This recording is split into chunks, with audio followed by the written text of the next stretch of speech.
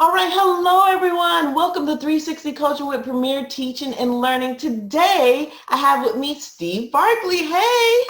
Hi. Steve Barkley has been amazing. You know, when you reach out to amazing educators and they reach back and connect, things are great. So to tell you a little bit about Steve Barkley, he's an executive vice president of PL3, internationally recognized for his ability to facilitate change, which is really what we need right now, especially in the K-12 sector.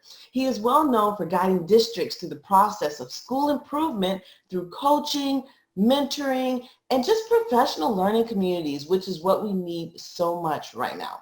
Most recently, he's connected with his efforts and working with several districts across leadership training, coaching skills, and just establishing teacher professional development goals. His dynamic energy and focus provide a model for skills necessary for effective change for individuals, teachers, teams, and school districts alike. You guys, he has so much experience and we love him and we're glad to have him on our show. He began his career more than 40 years ago an elementary school teacher, so he knows what it's like to be in the trenches. For the last 30 years, he has served as a consultant to schools and districts, teachers organizations, statewide departments, and even colleges and universities, both nationally and internationally. He has so much to offer. He has a master, Steve is a master teacher of teachers and highly motivated and riveting speaker who is extraordinarily knowledgeable, as you can tell with his extensive experience about life just in the classroom and abroad. He's a catalyst for growth and he's a true role model for participants and the people that he works with and teaches. So welcome, Steve. Thank you. Thank you. The core part of what you said there is people are adding up in their heads how many years old this guy must be to have done that. So the one good part of that is it does give you a ton of experiences to speak from. Yeah, and just not many of that global piece is so key because I think in the future we're going to have to think about different ways we use our platform. So we love you and I appreciate you for coming to the conference, to the summit. Thank you. So today he has a wonderful presentation for us. I can't wait. I'm so excited. Making time for educator learning. Who has time? But thank you so much. So on to you, Steve. Okay. Well, the first piece that I want to address is the title, which is extremely purposeful. Years ago, I wrote an article called Making Time, and I wrote the article because I had just finished reading an article called Finding Time. And I agreed with everything the author of the article said, except with the title. If people go looking for time, I don't think they're likely to find it. But if you decide that educator learning is a critical issue, then you begin by making time for it. So I suggest that the first question we really have to ask ourselves is, do we believe that educator learning is critical to increasing and impacting student learning? A scary example for me is years back, there were districts who created late start days in order to give teachers a common PLC time first thing in the morning when they were fresh. And after a year or two of that, in many cases, they dropped it. And part of the reason it was dropped is the teachers said they'd rather have that time with their students than in the PLC. And what that tells me is the teachers weren't finding that their PLC time was valued in that it created learning time for teachers. So, example, when I work with PLCs, I suggest the first driving question that the PLC is constantly asking is, what do the kids need us to learn? I'm starting with the assumption that if we knew how to get better student learning results than we're getting, we'd have done it. Nobody's holding back on the things that they know. So if we sit down as a group and we look at student work and we don't like the results, or we want a better result, a deeper, richer result, then it's going to start with us figuring out what we need to learn. And for the administrators out there joining us, to me, that's a question as an administrator you want to constantly be asking to find out the quality of your PLCs. And that is to ask teachers, describe something that you recently learned in your PLC and how it's impacting your students. And if people aren't finding that they're learning as part of the PLC, then it's more likely that it's what I call a PWC. It's a professional working community. So people are coming together and they're collaborating to get work done. And trust me, that's not a bad thing, but it's not a PLC. The purpose of the PLC is that we realize we as educators need to learn something in order to extend it from here. No, I love that. And even thinking on how are we bringing back the knowledge that we learned from conferences, and what does that look like? That has been a challenge to say, oh, you did this conference on coaching. Now, how are you going to implement it, and how are you going to share it with us so we can learn from your experience? But yeah, these are all great. How do we meet the needs of students? What are we here for? And how do we build on that learning? Yes, yes, yes, I'm excited. Okay, so there's three ways that I wanted to look at this. First of all is, if you believe that teacher learning, educator learning, let's push that, is critical, then leaders schedule it. And the best example I can give you, my wife's administrator in an international school, and she's in charge of the schedule, elementary school. When she sits down to do the schedule, the very first thing she schedules is the teacher's common PLC blocks of time. So who is it that I want to spend the year working and learning together? And I begin my schedule by putting that in. And now I'll look to build everything else around it. If you wait till the end of, you got the whole schedule mapped out, and now you're sitting down to figure out how people can do this, it can't be done. I was in a conference talking about the need for people to work and learn together, and it was a principals conference. And one of the participants said, there's just no time in the schedules for teachers to collaborate. And I said, wow, I wish we could talk to the people who do the schedules. And they were all sitting there in the room, you know. It's one thing for a group of teachers to sit and complain about the schedule, but when I got the people who made the schedule and sitting there complaining about it, we need to take some responsibility. So that's number one. If you believe it's important, it's planned and built in. Second, if people are working as teams, the teams can always create time for PLC, for classroom coaching observations, for learning to happen.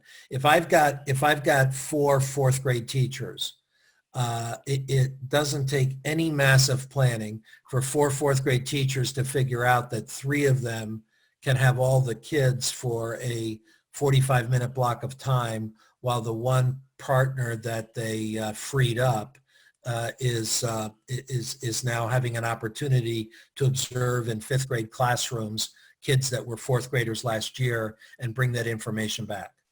And across the week, we could do it once a day for 4 days in a row, and each of the 4 teachers would have spent 45 minutes observing kids from last year in 5th grade classrooms, and we can now sit down and have that conversation. We don't need administrators planning the schedule. We don't need substitutes hired. We can step in and make that time for ourselves once we know that it's important and critical. Oh my gosh, yes. It's just thinking outside of the box and, creative space. I mean, that system sounds so doable. Yeah. So wonder why more people aren't just diving and doing it. We got locked in the boxes. I traveled 3,000 miles to consult in a school, and I'm spending the day meeting with PLCs, and I'm in this PLC, and somebody said, we really need the input from the reading teacher. the reading specialist, but she's not free the period that our PLC meets.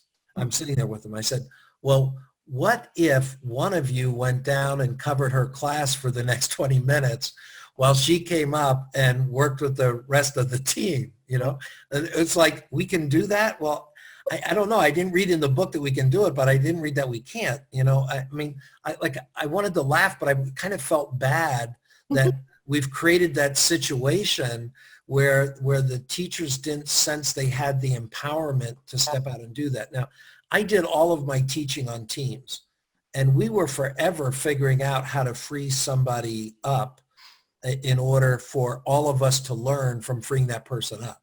Yes. Yes. I love that. I mean, we've even split the class up, and did it on a regular basis where we had rotations going to where we all had a little bit of the teacher student to where the teacher can go out for a type of learning. So yes. If you move it to a secondary setting, consider you decide that we're going to take a day or two and we're going to give extra learning time to the English department. So any student who's scheduled for an English class is going to go to a social studies class. So as a social studies teacher, I'm going to have a double class, and I'm going to do an activity that's going to, you know, I got 9th grade kids doing a writing activity in my social studies class, which is going to be to gain everybody. And the social studies and the English teacher could have planned it together. But today, all of those English kids are in a social studies class. Tomorrow, all those social studies kids are in an English class, and in 2 days, all those teachers gave that time to each other to figure out how they can invest that in learning. And if you decide it's important, then the third issue that I raised there is just teachers will extend themselves, but they need the opportunity to see it's important and valuable. I mean, if you go into school and say that you got a call that your child is sick and you need to leave school an hour early to get your child to the doctor, at a drop of a hat, there's 10 people ready to step in and figure out a way to cover your class to do that for you as a colleague.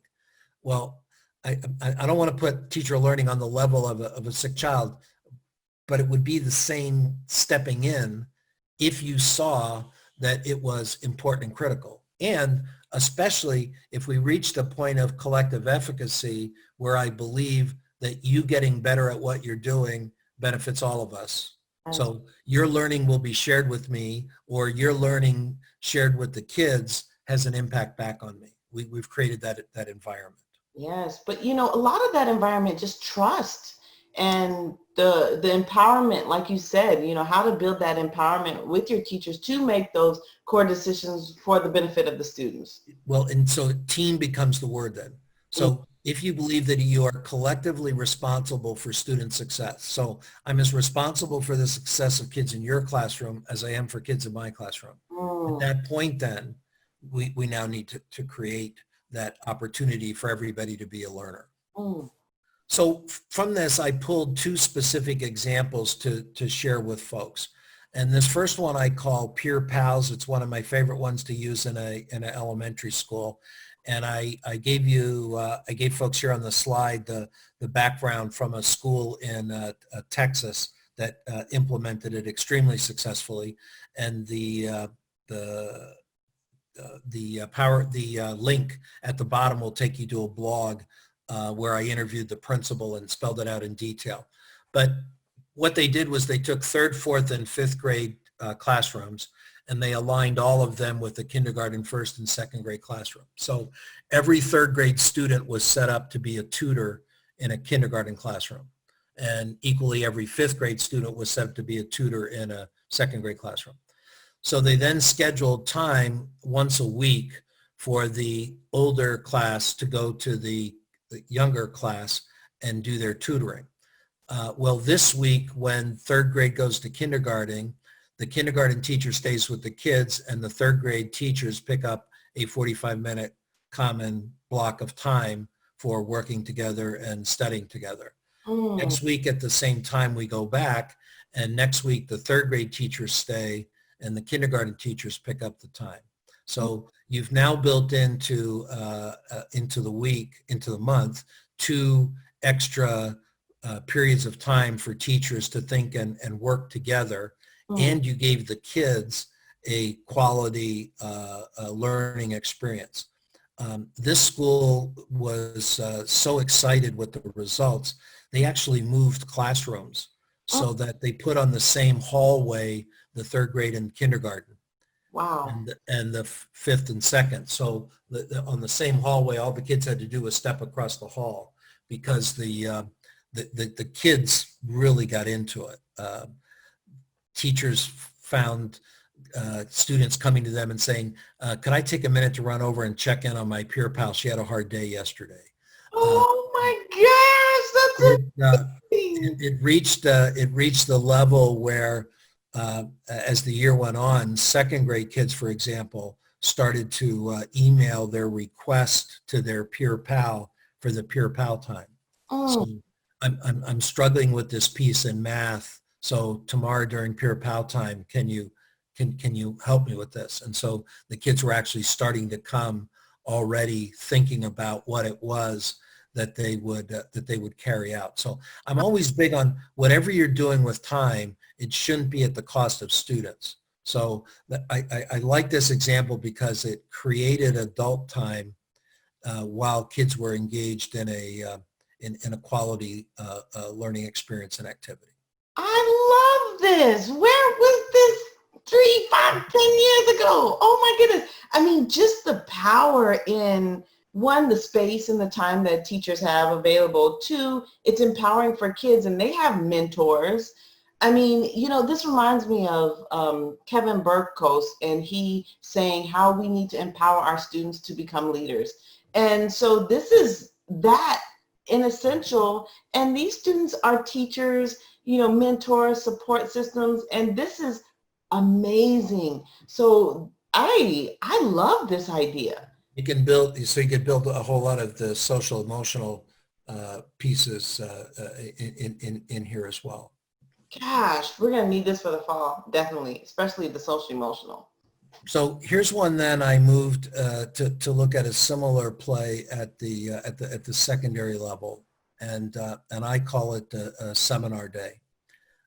If you take the total number of students in your school and you divide it by the total number of, I say certified staff. Now that differs around the country. In some schools, a paraprofessional can be alone with a group of kids. In other places that I work, that's not okay. But I'm talking guidance counselors, nurse, librarian, as well as my administrative team. In most schools, when you do that, you end up with a student to teacher ratio somewhere around the 12 to 15 count. I've been in schools already that it's as low as 9. And when I figured that out, it really struck me that, I mean, can you imagine we're going to go to the public and say, we've got 1 adult for every 10 kids in the school, and we can't figure out how we can find time for teachers to meet as learners during the school day. And most of the times people are looking at 23 kids in their class, and not realizing that you can bring the number down to this when you look at everybody working with kids.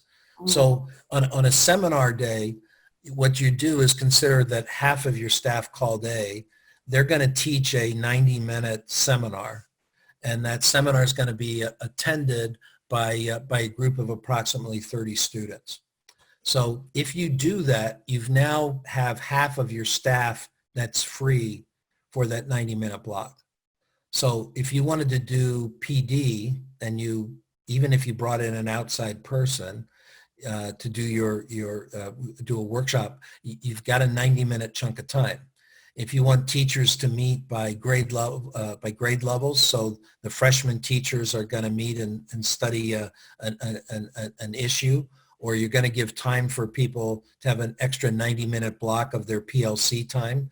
If by the way you arranged which teachers are doing the seminar versus who's off during that time. So you have a 90-minute seminar. You can build in a 10 or 15-minute break in between for things to switch. And now the other half of the staff, B, picks up and they teach a 90-minute seminar while the other half of the staff has now been freed up. And here's the really interesting thing at the secondary level. If a teacher plans a seminar, and consider you just did this once a month, a teacher could plan a seminar. They could actually offer the seminar, the very same seminar, for the rest of the year. So you have no extra planning. You're just changing the group of 30 kids who are attending your seminar each time. So now then you can begin to think, well, what do you want to offer during seminar time? Yes. You want to do critical thinking workshops? Do you want to look at creativity? Do you want to look at career exploration?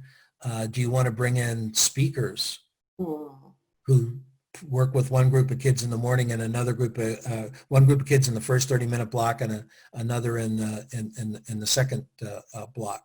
Wow, this is empowering. Again, I'm going to come back to, I don't want the kids to miss anything, but these seminars ought to be really powerful learning opportunities for kids. Now, there are some schools I frequently find in urban areas where the numbers might not come down this far. So then all I do is take a look and switch now to working with the staff in thirds instead of working in half. So now 2/3 of the staff are in effect providing the seminars for the kids while 1/3 of the staff is off. So if your school fell into that category, you might want to call it seminar day, and the kids do nothing that day but attend 3 seminars. Well, my school day is made up of 3 different 90-minute seminars that I attended. Wow, gosh, we can really do that in rotation and have so many supports, speakers. Teachers could facilitate this. This is really amazing. Think about kids. So as the teacher, you could get a 2-student partnership team that's going to offer the seminar. And in effect, the teacher's mentoring and supporting the kids and being the ones providing the seminar. Gosh, and what does that do for the kids? Self-esteem. There's so many things, positive things that can come out of this. Yeah. Wow. So I'll kind of wrap up, pull it together. This all for me goes back to the whole concept of collective efficacy. So we've known all along that teacher efficacy was a critical point, that teachers had to have a belief that they can make a difference in the lives of kids, a difference that overcomes other issues from kids' backgrounds that they may have to bring into the school with them. But we've learned more recently that this thing that takes a big step above individual teacher efficacy is that collective efficacy. So that now as a teacher, I believe in my colleagues' capabilities to make this happen. Well, I can't see any way to develop collective efficacy without teachers building trust. And I can't figure out how to build trust without getting teachers into each other's classrooms and looking at each other's student work. So when I have the opportunity to learn with you, when I have the opportunity to hear your belief and value system as to how important student success is to you, then that builds the trust. And I can trust that if I went out of my way to create a learning opportunity for you, not only would you return the favor to me, but perhaps more importantly, you would put that opportunity that I provided you to good use, which meant that it was going to have payoffs for students and student learning. So it's all about a belief system that says educator learning is critical to extended student learning. And I think no time is that more important than the time we're in right now. This has created an awesome opportunity to increase educator learning. Educators got forced to learn things faster and with more risk than frequently we as educators are willing to take on. But it's gotta be that it comes back to have payoffs for kids, and I think if we believe it, we can make it happen. Oh, So that belief that I started with has got to be at the bottom line here. man, and that's so powerful, and it's cyclical learning. Like, it's an ongoing learning process. It's not a sit and get, come to this, professional development. We're all getting professional development simultaneously, and we're all learning, and we all have the trust, and we all are empowered to make change to our system. I mean, this is what the utopia, what we want to happen in every school. So I love it. And actually, it has the adults modeling the environment that we want for kids.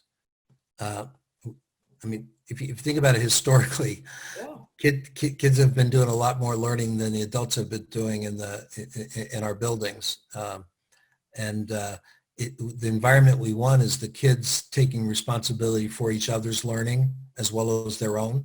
So we got to create the environment in a school where educators can step forth and do that same thing.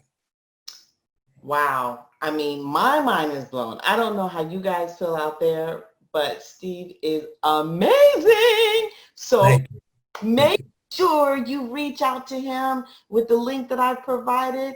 And like I said, he's a speaker. So if you want to invite him to your school, I say you do it virtual, whatever. He has great ideas, great resources, and he's just a wonderful person to know. I did want to open up all the resources for folks on my website. So if they go to barkleypd.com, under Hot Topics, you'll find instructional coaching, you'll find professional development, with everything organized under that category. So right now there's 600 blogs there, 150 podcasts, and a whole set of videos, and it's all searchable, which is the other great part. Oh my goodness. And listen to that podcast. Oh, talk about good information, juicy information. That's how I found him, on the podcast. So website, podcast, follow him. He's amazing. Thank you so much, Steve. Thank you.